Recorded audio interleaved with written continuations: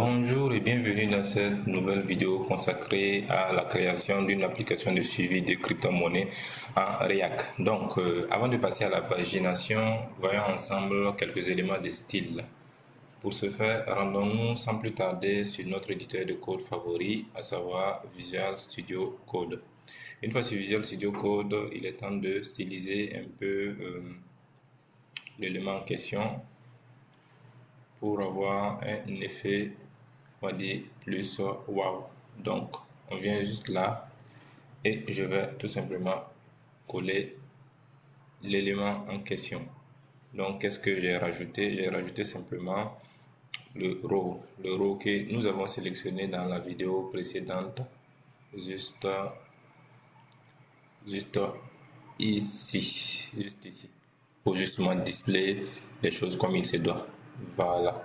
Donc, qu'est-ce que ça fait ces rows? En fait, simplement, ça permet de, lorsque nous passons notre curseur au niveau du coin en question, qu'il y ait un effet de pointeur et qu'il y ait un background couleur de cette couleur-là.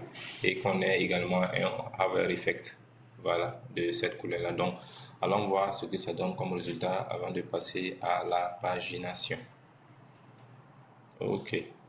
Une fois que je suis sur l'élément en question, lorsque je passe mon curseur, et là vous remarquez maintenant que j'ai bel et bien mon curseur qui pointe ainsi que cet effet un peu noir au fond. Donc c'est bon, c'est ce que nous recherchons. Pagination time. Donc allons paginer le tout comme il se doit. Donc pour ce faire, déjà on va créer un hook qui va nous permettre de mieux gérer l'élément en question. Donc pour créer ce hook en question, rendons-nous sur la partie hook et ça sera évidemment un user state. Donc user state, j'ai pas d'auto-complétant, c'est pas grave, je vais taper le tout en dur, donc const page virgule la fonction qui permet de modifier cette page égale à user state et je commence à 1. Parfait. Donc, une fois que j'ai le hook en question créé, ce que je vais faire maintenant, c'est de, de pouvoir slicer le tout. Donc, slicer, c'est découper mes différentes pages. Donc, paginer, en fait, c'est découper en plusieurs pages. Pour ce faire, je vais me rendre dans la partie en cherche, justement ici. Donc, une fois que je suis là, je veux slicer le tout. Donc, point slice pour avoir notamment pouvoir le découpage de page en page. Donc, dans ma première page, dans toutes mes pages, je veux slicer de 10 en 10. Donc, pour ce faire, qu'est-ce que je fais dans un premier temps? Donc, je prends toutes les pages en question. Donc, le où qu'on vient juste de créer, donc page, je prends toutes les pages, j'enlève un et je multiplie maintenant le tout par combien? Par 10. Parce que je veux 10 pages. Parce que je veux 10 pages. Donc, fois 10. Et qu'est-ce qu'il faut ensuite? Une fois que j'ai la première page en 10, évidemment, je vais également la deuxième page en 10. Donc, page moins 1, toujours. Page moins 1 fois 10, toujours la même logique. Fois 10, sauf que maintenant, au lieu de 10 simplement, je vais rajouter encore 10 pages. Donc, c'est ainsi que nous effectuons la pagination. Voyons ensemble s'il y a des petites erreurs. Non, voilà, tout est parfait, tout est parfait. Et il est temps d'aller créer le composant de pagination. Donc pour ce faire, on se rend juste en dessous de notre composant CoinTable, juste là, donc juste après table conteneur, et je tape simplement pagination. Pagination vient notamment du matériel UI Labs, donc contrôle espace pour importer automatiquement pagination. Une fois que pagination est importée, il est temps de l'utiliser comme il se donne. Donc pour ce faire, qu'est-ce que nous allons faire? On va utiliser la variable créée plutôt, donc count, qui va permettre justement de compter comme son nom l'indique. Donc qu'est-ce que count va prendre entre guillemets en paramètre?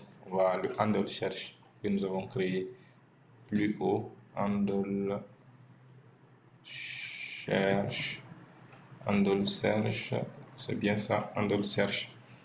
Et qu'est-ce qu'il prend ce handle search? C'est une fonction, donc on l'appelle comme il se doit, donc on vérifie si tout est ok, si la fonction retourne bien quelque chose, donc point d'interrogation, et en fond, on récupère la longueur de ce handle là, on divise par 10 parce que on veut afficher des 10 en 10, parce qu'on veut afficher des 10 en 10, voilà, et un petit paramètre pour le tout, et tout fixe 0 plutôt, tout fixe 0, voilà, pour tout arranger. Donc allons voir le résultat. Normalement tout devrait être ok, ok, donc allons voir l'élément en question. Donc on se rend ici et on voit bien que juste en dessous là il y a les différents éléments de pagination qui sont apparus. Donc on a le 1, le 2, le 3 jusqu'à 10 justement. Donc notre page est paginée comme il se doit. Notre site, notre application est paginée comme il se doit. Bon, là c'est assez moche, c'est pas bien étiré. On va gérer le tout dans la partie des styles. Il est temps de styliser notre élément de pagination. Donc pour ce faire, on va se rendre sans plus tarder sur Crypto Faso, juste là. Et maintenant, let's go. Donc, quel style on va bien lui donner? Donc, côté style, juste là. Tac. Donc, qu'est-ce que j'ai bien pu faire? Donc, côté style, on va lui donner un padding de 20, une width de 100% et un display flex, plus un justify content de center pour centrer le tout de façon plus efficace. Bon, on va terminer la partie et on va voir ensemble le résultat. Donc, en plus du style également, il y a l'aspect scroll, donc qu'est-ce qui se passe lorsque on passe de la page 2 à la page 3 par exemple. Nous voudrons par exemple que automatiquement notre fenêtre puisse s'ouvrir depuis là-haut, donc pour ce faire on va balancer une petite fonction qui va nous aider à cet effet. Donc pour ce faire, je viens juste ici et je place ça. Donc on change, là ce qui va se passer. On prend la valeur tapée et ensuite on appelle la fonction windows.scroll. Donc ça va nous permettre maintenant de renvoyer directement depuis là-haut, Ok, avant de passer encore une fois de plus à la présentation, il est temps de styliser nos différents boutons. Donc 1, 2, 3, il est temps de mettre une couleur, on va dire plutôt acceptable. Une couleur plutôt acceptable. Bon, pour ce faire, on va lui mettre comme d'habitude une classe size. Une classe size là de pagination que je vais bien évidemment aller paginer le plus rapidement possible. Je vais paginer le plus rapidement possible. Donc il va s'appeler pagination. Donc je remonte juste là et je le place ici, juste en dessous de row. Donc la pagination MU pagination tiré row. Cet élément en réalité je l'ai trouvé dans la documentation. Donc vous tapez matériel UI pagination et vous allez avoir la syntaxe pour mieux gérer vos éléments. Voilà. Donc allons voir le résultat ensemble et ce que ça a bien pu donner. Donc, je redescends juste un peu et voilà, c'est exactement ce que nous recherchons. Donc, on a la couleur des différents éléments qui sont en gold et lorsque je passe de la page 1 à la page, on va dire 3, je remarque que, bien sûr, il y a un scroll automatique vers le haut. Le scroll automatique vers le haut que nous avons bel et bien précisé. Donc, c'est tout pour la partie pagination. Il est temps maintenant de passer à la partie liée aux pages uniques. Donc, qu'est-ce qui se passe lorsque je clique sur ETH par exemple? Voilà, cette partie-là. Donc, coin page avec tous les éléments qui va avec. Donc, allons créer le tout ensemble. Il est temps de passer à la création de notre page unique pour chaque coin. Donc, pour ce faire, Crypto Faso, comme d'habitude.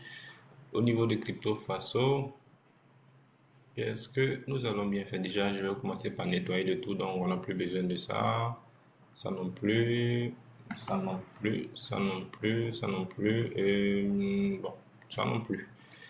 Donc, je vais directement au niveau du home page, et à partir du home page, je peux me rendre au niveau du coin page. Donc, au niveau du coin page, qu'est-ce que je vais déjà commencer par faire? Ce que nous voulons pour pouvoir afficher, gérer chaque élément, il nous faut un ID, qui va permettre, ou un élément qui va permettre d'identifier de façon unique. Donc, dans notre cas, l'ID va convenir le mieux. Donc, pour ce faire, j'utilise un hook ARIA qui permet de faire appel, d'utiliser les ID sans problème. Donc, il y a use params,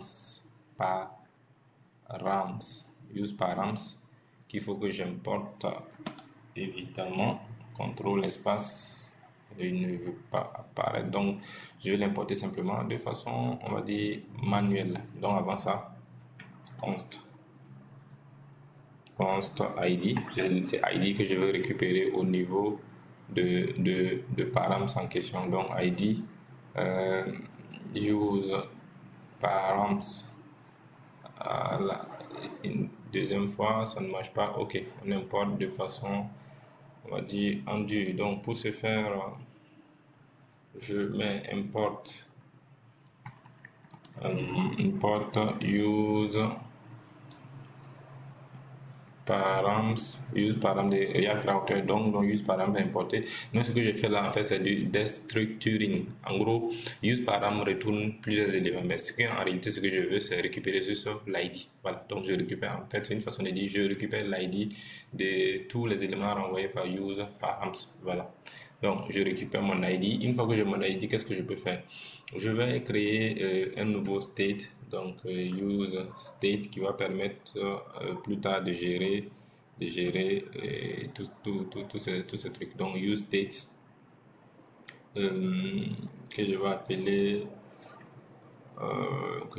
comment? Je vais appeler coin, set coin, et que je vais initialiser vide. Le use state, il faut bien évidemment l'importer depuis React, donc c'est faire.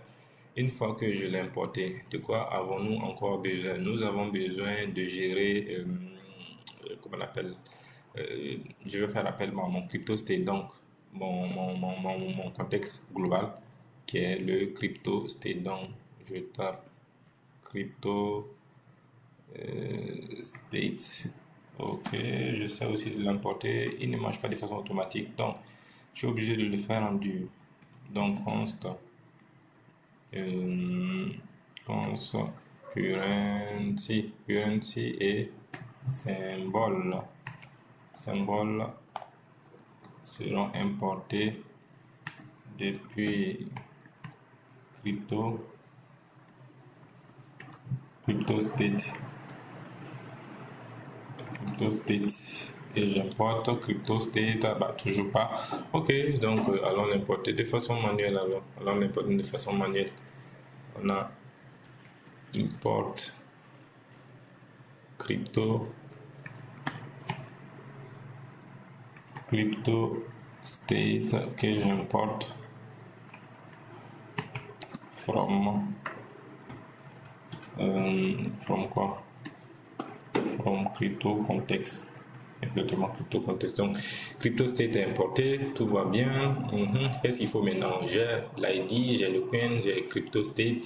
Maintenant il faut une fonction qui va aller rechercher l'élément de façon unique. Donc la fonction qui va aller récupérer la data depuis notre API. Donc je vais l'appeler fetch coin,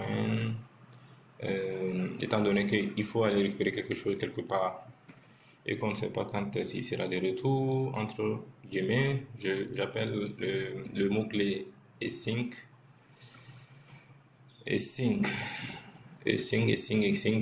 Ok, la fonction fléchée est bien créée. Bien, qu'est-ce que je fais ensuite? La fonction est là, donc j'ai const data, et je tape et j'explique ça de suite. Donc const data E8 parce que j'ai mis async, donc E8 et async de jumeaux. Donc E8, qu'est-ce que j'ai E8? J'ai 8, j'utilise Axios comme depuis le début. pour aller maintenant récupérer l'élément en question depuis mon API. Donc, axios.get, qu'est-ce que je vais aller get? Single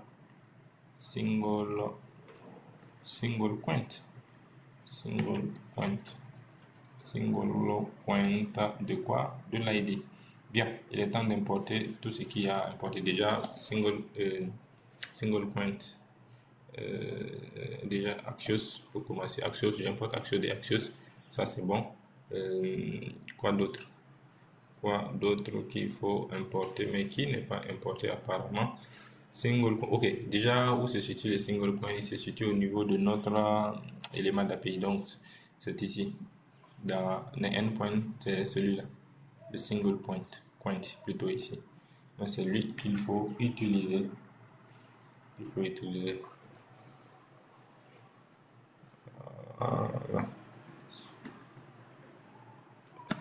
Ok, donc je l'importe tranquillement depuis le fichier API. Donc il est importé et normalement par défaut tout est bon. Qu'est-ce qui reste encore à importer pour que ça marche? Donc déjà il faut que j'explique. Ok, qu'est-ce que j'ai fait? Il y a une fonction fetchQuant qui permet d'aller récupérer des éléments depuis une API. Une fois que je fabrique cette fonction là, c'est une fonction asynchrone parce que voilà, API, mon fichier principal a un décalage. Donc, il faut que j'utilise une fonction asynchrone en utilisant le mot-clé async. Et quand je dis async, on attend ce que j'utilise. Un deuxième mot-clé est wait. Ils vont ensemble. Ok.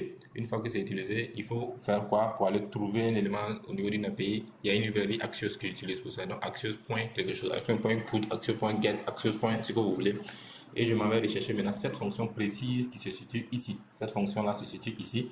Voilà, avec ce endpoint là, donc slash api.gecko.nanana.id. Voilà, c'est exactement ce que je cherche. Donc, il récupère ça. Une fois qu'il a récupéré ça, maintenant, je fais ce qu'on appelle le destructuring. Ça veut dire quoi? C'est simplement tout ce machin-là retourne quelque chose, retourne plein d'éléments. Mais tout ce que moi je veux simplement, c'est ce qu'on appelle la data. Donc, on va dire de façon globale la data. Une fois que je récupère la data, maintenant, je peux jouer avec. Donc, pour jouer avec, qu'est-ce que je fais pour jouer avec? Donc, pour jouer avec, si vous vous rappelez bien, les hooks, on ne peut pas modifier les éléments de hook directement. Donc, il faut utiliser maintenant la fonction dédiée au hook pour pouvoir les modifier, à savoir ici le setCoin. Je ne peux pas modifier un hook en passant par exemple un coin ici, donc setCoin. Donc, qu'est-ce que je fais? Je tape simplement setCoin, étant donné que je vais gérer la data récupérée depuis l'API. Donc, setCoin de quoi? SetCoin de data. La data que j'ai récupérée. Voilà, que j'ai récupérée. Donc, c'est parfait, c'est parfait. Il est temps maintenant de passer à la suite. Ok, petit élément que j'ai failli oublier. Je récupère bien, comment on appelle, je crée ma fonction, mais je ne l'ai pas encore utilisée. Pour l'utiliser, dans ce cas-là, on va se servir d'un autre hook, à savoir le use effect. Donc, le use effect que j'importe depuis React. Une fois qu'il est importé, comment j'utilise? Toujours fonction fléchée, collade, et j'appelle maintenant ma fameuse fonction fetCoin que je viens juste de créer. Voilà, ici pas besoin de dépendance, donc la dépendance je vais la laisser à nul, et puis avec une petite virgule ici, donc à nul, ce qui est parfait. La logique principale de nos différents éléments est bien définie, et nous allons nous retrouver pour la prochaine fois pour la suite des hostilités, où nous allons créer maintenant tout le GSX concernant une page. Donc, merci d'avoir tenu jusqu'au bout, si vous avez tenu jusqu'au bout. Merci de vous abonner si ce n'est déjà fait, de liker, de partager, et on se retrouve là dans la prochaine vidéo pour la création de notre page principale avec les différents éléments. Donc, à bientôt. Ciao, ciao.